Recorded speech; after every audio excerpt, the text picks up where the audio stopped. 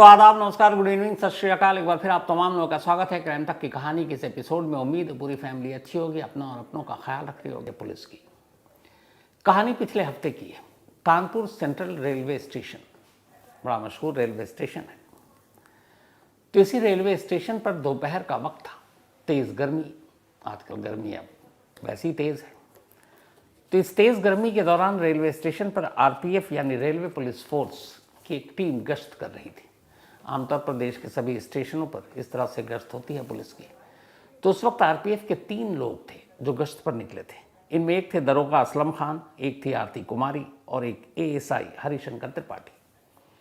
ये तीनों अलग अलग प्लेटफॉर्म पर जाकर और गश्त कर रहे थे, देख रहे थे कि सब कुछ ठीक है, कुछ संदिग्ध चीज़ें तो नहीं, कोई किसी को तंग तो नहीं कर रहा है, चोरी वोरी बहुत सारी चीज़ें होती हैं।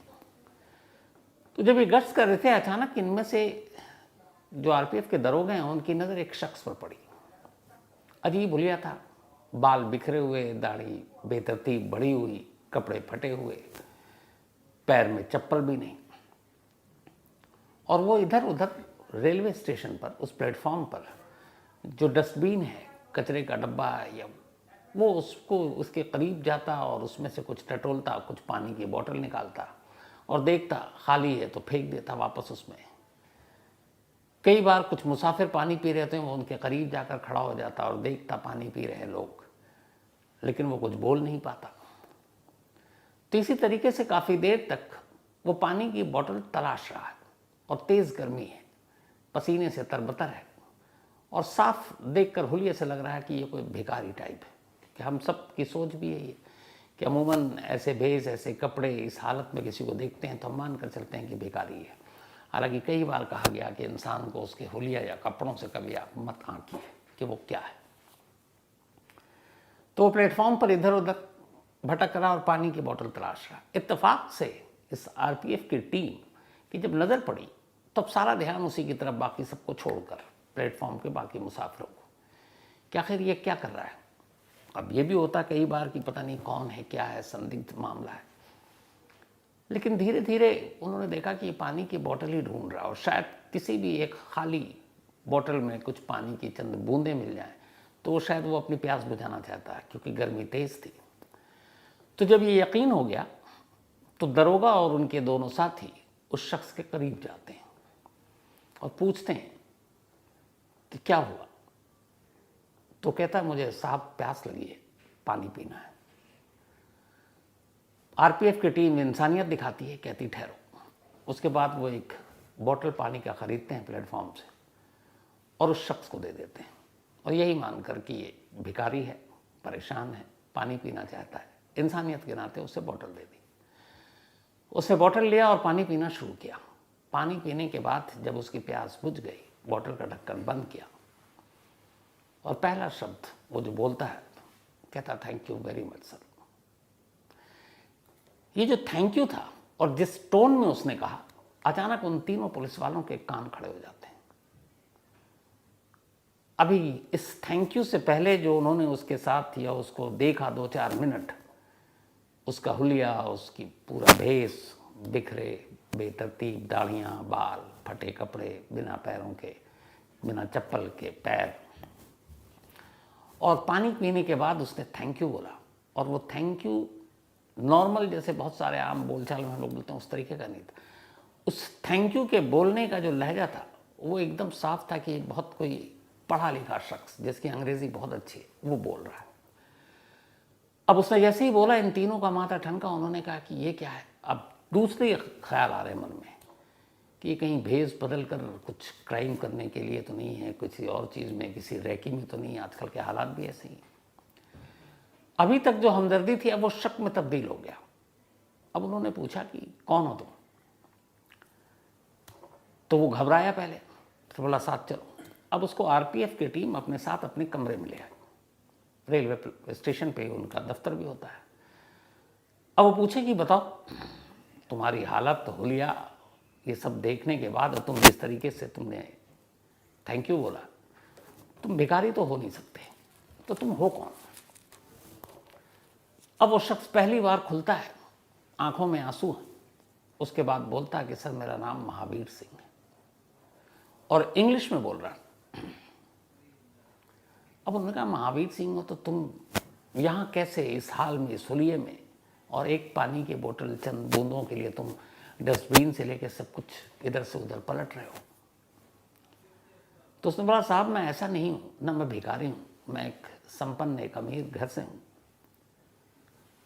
लेकिन मैं बहुत डरा हुआ और इसीलिए मैं कुछ बोल नहीं पा रहा। लेकिन आप पुलिस से हैं तो अब मुझे थोड़ा सी तसल्ली हुई है।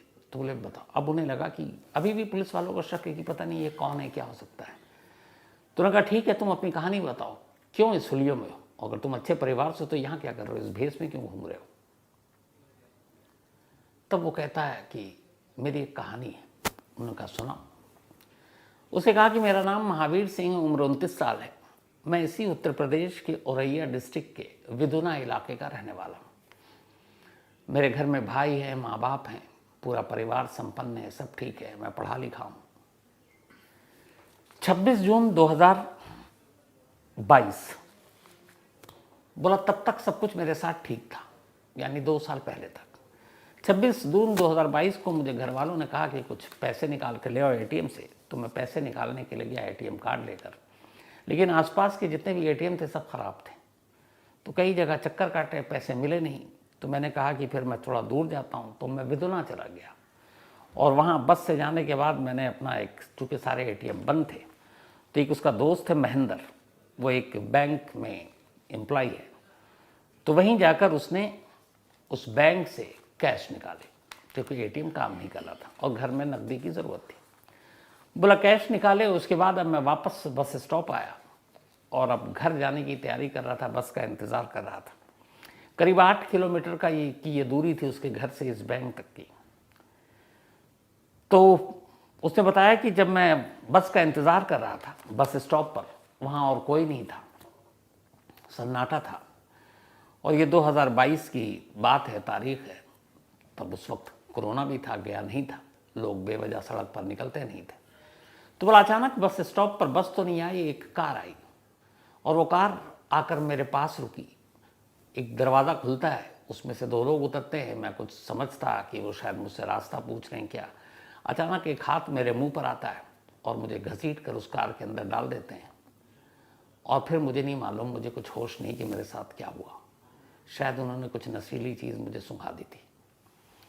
इसके बाद जब मेरी आँख खुली तो मैंने अपने आप को एक टॉयलेट में बंद पाया।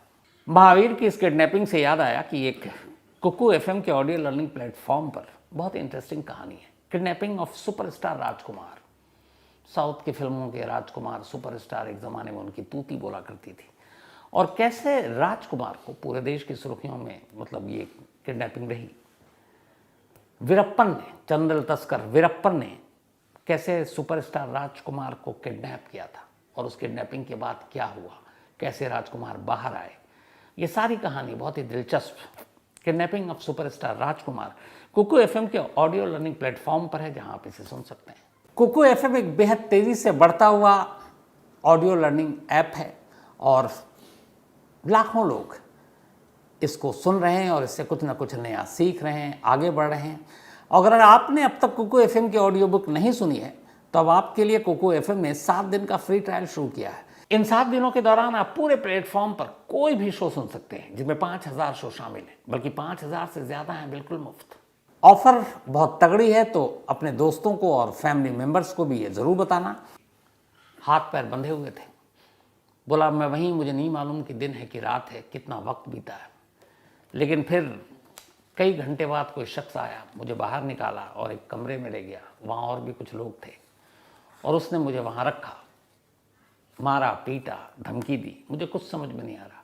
उन्होंने मेरे पे जो पैसे थे वो ले लिए, जो एटीएम कार्ड था वो लिया, फिर पिन पूछा। मजबूरी, मुझे डर था, पिन बता दिया।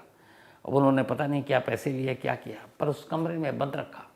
और बीच बीच में जब भी मुझे फिर होश आता, मारते पीटते बेहोश होता, तो मुझे कुछ इंजेक्ट करते, कुछ इंजेक्शन लगाते और फिर मैं नशे में खो जाता। मुझे नहीं मालूम क्या होता। फिर मैं वो उठता तो ऊँगता हुआ होता। कई दिनों तक या न मालूम कितने हफ्तों तक मुझे किसी कमरे में बंद करके रखा गया, पर मुझे कुछ पता नहीं वो इलाका कहाँ था।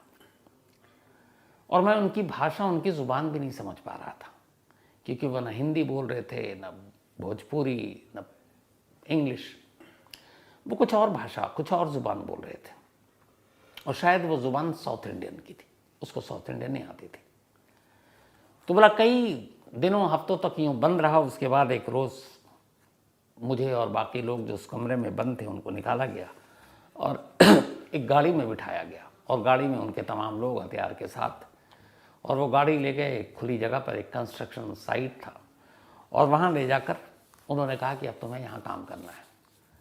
तो वहाँ गया मैं, पत्थर तोड़े, सारा काम किया कंस्ट्रक्शन के लिए एक मज़दूर के तौर पर। थोड़ा बहुत खाना देते, उसके बाद शाम हो जाती, फिर उसी गाड़ी में बैठाते अपनी निगरानी में और वापस लेकर उसी कमरे में लाते और रख देते। पहरा इतना था कि कहीं से निकल नहीं सकता था। बोला ये सिलसिला चलता रहा, मुझे कुछ पता नहीं। इधर दूसरी तरफ अब कई दिन बीत गए, महावीर घर नहीं लौटा। उधर विधुना में उसके घर वाले परेशान कि वो एटीएम से पैसे निकालने गया, लौटा नहीं। इधर उधर उसके तमाम दोस्तों से पूछताछ की, कभी ऐसा हुआ नहीं कि महावीर इससे पहले इस तरह से लापता हुआ है, न उसके अंदर कोई बुराई न ऐब, सीधा साधा लड़का। तो जब कहीं नहीं मिला तो घर वालों ने मजबूरन जाकर विधुना पुलिस स्टेशन में रिपोर्ट लिखा दी, मिसिंग कंप्लेन। पर पुलिस वालों ने कुछ नहीं किया। उन्होंने कहा कि बालिग है, उम्र है उसकी, कई दोस्तों के साथ घूमने चला गया होगा, लौट आएगा, क्यों परेशान हो रहे हो।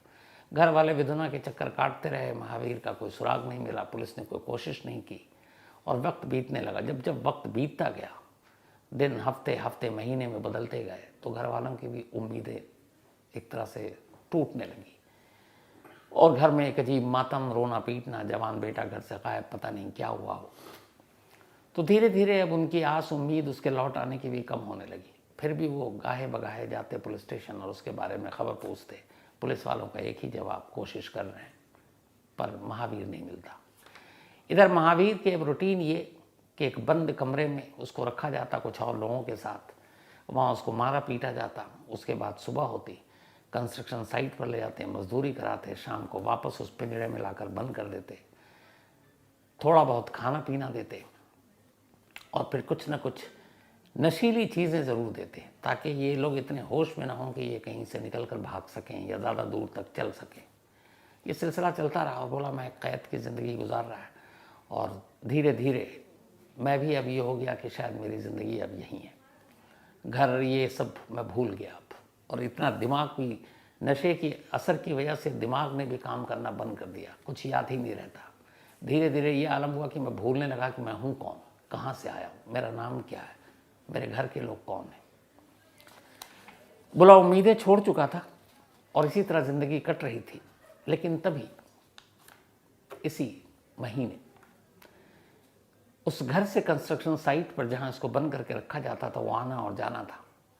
धीरे धीरे उसने कहा कि उन्होंने नशीली इंजेक्शन या दवाएं इतनी दे दी थी कि अब शायद उसका भी शरीर पर असर होना कम होने लगा था।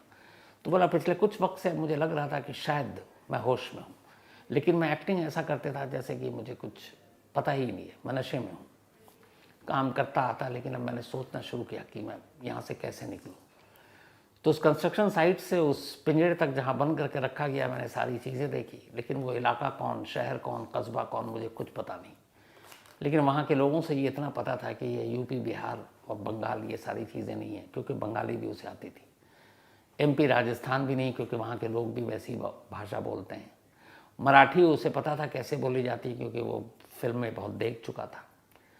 तो उसके दिमाग में ये था कि ये शायद साउथ इंडिया का कोई इलाका है, या तो कन्नड़ या तेलुगु या मलयालम या कुछ बोल रहे हैं जो मेरी समझ के बाहर की चीज़ है।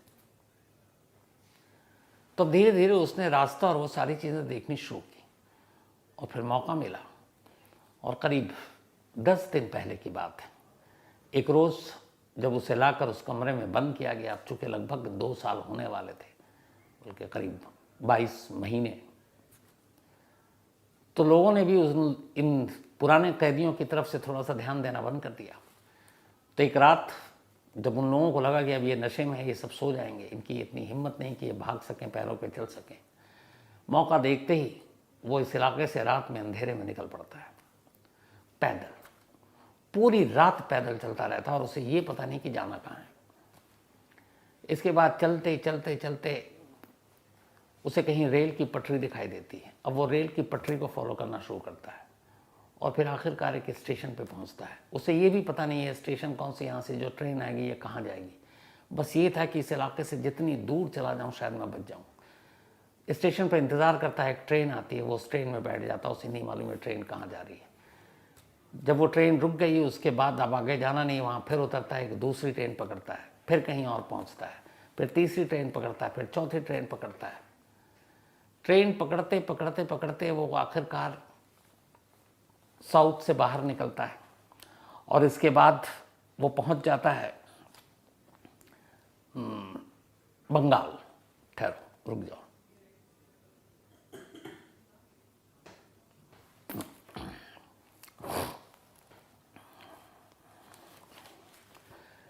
ट्रेन पकड़ पकड़ कर अब वो साउथ इंडिया से नॉर्थ इंडिया की तरफ चल पड़ा है। उसे लेकिन अब भी कुछ पता नहीं, नशे का असर पूरी तरह से गया नहीं, लेकिन उसे ये पता है कि मुझे यूपी जाना है, यूपी पहुंचना है, अपने घर जाना है। लेकिन कौन सी ट्रेन जा रही है कुछ पता नहीं है, क्योंकि डर ये है कि यहाँ से भागो। आखिरकार वो गलत या जो भी अनजाने में ट्रेन में बैठते बैठते बिहार के दरभंगा के रेलवे स्टेशन पर उतरता है। जब वो दरभंगा में उतरता है तब पहली बार उसे एहसास होता है कि इस स्टेशन को मैं जानता हूँ, इस नाम को जानता हूँ, इस शहर को जानता हूँ, ये हमारे यूपी के करीब है और बिहार में है। इसके बाद वो वहाँ दरभंगा में लोगों से पूछता है कि कानपुर कौन सी ट्रेन जाती है, क्योंकि उसी तरफ इसका घर है। अब इस पूरे भागने में पिछले 1 हफ्ते 10 दिन से जो लगातार भाग रहा था, उसके पास कोई पैसे नहीं, भूख लगे तो क्या करे, धीरे धीरे उसकी हुलिया हालत भी ऐसी हो गई थी। तो स्टेशन पर या ट्रेन में जो भी उसे देखते समझते ये भिखारी है, तो कोई उसे खाना दे देता, कोई उसे पानी दे देता और वो बस उसी के सहारे ज़िंदा रहता। उसके पास पैसे भी नहीं कि कुछ खरीदे या कुछ फ़ोन करे। अभी तक फ़ोन नंबर भी याद करने की कोशिश कर रहा है इन 2 सालों के इस जुल्म के बाद और नशे के बाद कि कोई नंबर याद आ जाए, वो भी नहीं आ रहा है। खैर किसी तरह दरभंगा से इसने पता किया और कानपुर रेलवे स्टेशन पिछले हफ्ते पहुंच गया। जब कानपुर सेंट्रल रेलवे स्टेशन पर उतरा उसी दिन प्यास लगी, प्लेटफॉर्म पर भटक रहा है, दोपहर का वक्त है और इत्तेफाक से आरपीएफ की टीम गश्त कर रही है और उसकी नज़र उस पर पड़ती है और फिर वो थैंक यू बोलता है पानी पीने के बाद, और उसे एक थैंक यू की वजह से पुलिस वालों को शक होता है कि भिखारी नहीं है। और फिर ये सारी चीज़ें होती हैं और वो ये कहानी बताता है। जब ये कहानी पूरी पुलिस सुन लेती है तो कहता है अच्छे बताओ, तुमने घर का नाम भी बता दिया, किसी का नंबर कोई नाम याद है? तब इसने बहुत दिमाग पर जोर डाला और फिर उसने अपने एक कज़न चाचा के बेटे का नंबर दिया और कहा कि ये मेरे चचेरे भाई रविंदर का नंबर है। वो मोबाइल नंबर दिया गया। अब आरपीएफ की टीम ने उस नंबर पे कॉल किया, उससे पूछा आप रविंदर बोल रहे हैं? बोला हाँ। उन्होंने कहा कि आप किसी महावीर को जानते हैं? अब रविंदर उधर शॉक्ड, बोला हाँ हमारा भाई है, पर कहाँ है वो तो गायब है। बोले महावीर मेरे सामने खड़ा है। रविंदर को अब यकीन नहीं आया, बोला आप झूठ बोल रहे हैं, वो गायब है 2 साल से और अब तो पता नहीं जिंदा भी नहीं है, आप मजाक कर रहे हैं। वो कह रहे हैं मैं पुलिस से बोल रहा हूँ। कह रहे आप झूठ बोल रहे हैं। उसने कहा अच्छा रुको मैं वीडियो कॉल करता हूँ और उसको दिखाता हूँ और फिर मैं अपने आप को भी दिखाता हूँ, तुम पहचान जाओगे कि मैं पुलिस हूँ कि नहीं। कहता ठीक है। इसके बाद वो आरपीएफ के दरोगा वीडियो कॉल करते हैं रविंदर को। वीडियो कॉल करने के बाद पहले अपने आप को बताते हैं मैं ये हूँ, तब वो सीरियस होता है। फिर कहते हैं अब मैं जिसको दिखा रहा हूँ वो अपने आप को महावीर सिंह कह रहा है और वो बता रहा है कि तुम्हारे गांव विधवा का रहने वाला है, 26 जून को उसकी किडनैपिंग हुई थी, देख कर बताओ कि ये वो है कि नहीं। वो उधर अब उसको वीडियो कॉल पे दिखाते हैं। पहले तो रविंदर को कुछ पता ही नहीं, क्योंकि सामने एक शख्स ऐसे हुलिये में खड़ा है, बाल बिखरे हुए हैं, दाढ़ी बेतरतीब बढ़ी हुई, कपड़े फटे हुए हैं, चेहरे की रंगत हवाइयाँ सब उड़ी हुई हैं। तो बहुत देर तक देखता है। इधर अब वीडियो कॉल पे रविंदर को महावीर भी देख रहा है और वो अचानक उसके नाम के साथ बात करता है, बुलाता है। जैसे ही बोलता है वो आवाज़ पहचान जाता है। फिर ध्यान देता है और वो सोचता है कि अगर ये दाढ़ी और बाल बेतरतीब ना हो तो ये शक्ल हूबहू वही है। उसके बाद उस वीडियो कॉल पे जब बात करता है, 2 मिनट की बातचीत के बाद ही रविंदर कहता है ये मेरा भाई है और हमें तो यकीन ही नहीं है। कहता है आप साहब उसको वहीं रखना, हम पूरे परिवार के साथ आ रहे हैं। उसके बाद रविंदर फ़ौरन फ़ोन करता है गुरुग्राम में महावीर के छोटे भाई को, जो वहाँ पे एक कंपनी में अच्छे पोजीशन पे नौकरी कर रहा है। वो बताता है कि भाई महावीर कानपुर रेलवे स्टेशन पर है, यकीन नहीं होता है। कहता मैंने खुद देखा है। चलो, उधर विदुना से पूरा परिवार कानपुर के लिए निकलता है, इधर गुरुग्राम से उसका भाई उसी वक्त सारा काम छोड़कर कानपुर सेंट्रल स्टेशन की तरफ। कुछ घंटे के बाद सारे लोग आरपीएफ के उस कमरे में, जिस कमरे में महावीर उन 3 पुलिस वालों के साथ बैठा है, जैसे ही परिवार सामने आता है, देखता है, हर एक की आंखों में आंसू, सब गले मिलकर खूब रोते हैं। और इसके बाद आरपीएफ की टीम महावीर को उसके परिवार को सौंप देती है और वो अपने घर को निकल पड़ता है। एक प्यासे को पानी पिलाना और उसके बदले में उसका एक थैंक यू कहना 2 साल पुराने किडनैपिंग केस को यूं सुलझा देती है। ऐसी कहानियां दिल को छू जाती हैं। अब इस कहानी का एक पहलू तो ये रहा, अब मैंने जैसे शुरू में कहा कि बहुत सारी बार ऐसा होता है कि हुलिया और ये सारी चीज़ें देखकर हम लोग समझते हैं भिखारी, और बाकी बहुत कई बार हम लोग उससे ठीक से बर्ताव नहीं, पेश नहीं आते। लेकिन एक दूसरा और कड़वा सच ये भी है कि हमारे देश में वाकई भिखारियों की एक समस्या है। एक पुराना आंकड़ा है, उस आंकड़े के मुताबिक बाकायदा लोकसभा में ये डेटा दिया गया था कि इंडिया में, ये लास्ट डेटा 2011 का आया था, उसके बाद अभी तक आया नहीं है।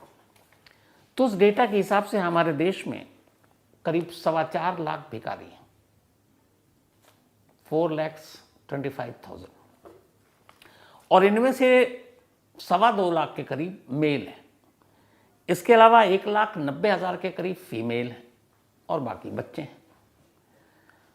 अब कमाल ये है कि इन सारे भिखारियों में से 20% पढ़े लिखे हैं, कम से कम 12वीं पास है। 3% तो ऐसे हैं जिनके पास डिप्लोमा है, नौकरी मिली नहीं, काम मिला नहीं, उन्हें लगा कि यार ये धंधा ठीक है, चलो पैसे तो मिल जाते हैं, लोग रहम खाकर या कुछ और करके। तो ये तो पूरी तादाद हो गई। और अपने देश में सबसे ज़्यादा भिखारी जिस स्टेट में है, सबसे ज़्यादा नंबर 1 पर वो पश्चिम बंगाल है, नंबर 2 पर यूपी है, इसके अलावा नंबर 3 पर बिहार है, इसके बाद आंध्र प्रदेश का नंबर आता है, फिर मध्य प्रदेश का नंबर आता है, फिर राजस्थान का नंबर आता है। और कमाल की बात यह है कि सबसे कम जो अपने यूनियन टेरिटरी हैं, जितने भी केंद्र शासित प्रदेश, उनमें थोड़ा कम है। और देश में अगर सबसे कम भिखारी की बात करें तो अंडमान निकोबार में है, यहाँ लास्ट 50 भिखारी थे। चंडीगढ़ में भी भिखारी कम है, वहाँ पे भी 100 के नीचे, बल्कि 50 से भी नीचे। अब अगर यूटी यूनियन टेरिटरी के हिसाब से बात करें तो दिल्ली में करीब 23,000 भिखारी हैं। इसके अलावा जो मेट्रोपॉलिटन सिटी और बाकी स्टेट्स की तो आपको पता ही, जितने हमारे यहाँ धार्मिक स्थल हैं, चाहे वो कोई मंदिर हो या फिर कोई दरगाह हो, आपको सबसे ज़्यादा भिखारी वहाँ मिलेंगे। सबसे ज़्यादा भिखारी इन दोनों जगहों के अलावा आपको या तो मिलेंगे रेलवे स्टेशन पर या बस अड्डे पर या फिर हर चौराहे पर लाल बत्ती पर। सबसे बड़ा ठिकाना उनका वहीं होता है। वो जो 2-2.5 मिनट के लिए गाड़ियाँ रुकती है जब लाल बत्ती जलती है, तो उस 2-2.5 मिनट में इनका पूरा कारोबार होता है। हालांकि अब गवर्नमेंट ने एक स्कीम निकाली है कि इन भिखारियों को पूरी तरह से ख़त्म करना है, इनको किसी तरह से कुछ रोज़गार या बाकी चीज़ें मुहैया करा कर, लेकिन पता नहीं कब होगा। लेकिन एक और पहलू ये भी है कि अपने देश में कई ऐसे भिखारी हैं जिनकी महीने की आमदनी 2-2 लाख रुपए है।